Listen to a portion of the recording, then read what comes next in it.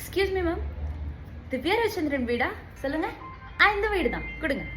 திவ்யாங்கிற பேருக்கு பார்சல் வந்திருக்கு. மொத்தம் 399 ரூபா கொடுத்தீங்கன்னா வாங்கிட்டு போயிடுவேன். 399 ரூபாயா?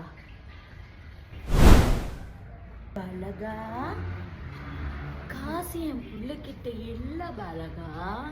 காசு வந்தோடனே அவ கொடுத்துருவா பாலகா. சாரி மேம், பக்கத்து வீடுன்னு நினைக்கிறேன். நான் பக்கத்து வீட்டுக்கு போயிடுறேன். அப்படிங்களா? சரி, போயிட்டு வாங்க. இல்லை மேம், உங்க வீடு தான். 399 ரூபா கொடுங்க பாலகா. பக்கத்து வீடு உங்க வீடு. பாலகா, பக்கத்து வீடு உங்க வீடு. பாலகா, பக்கத்து வீடு உங்க வீடு. பாலகா, காசுக்கு பதிலா ஊரை ஏமாத்திட்டு இருக்கியா? நீ செஞ்ச தப்புக்கு எதுக்கு கடவுளை சாட்சியா கூப்பிட்டு இருக்க?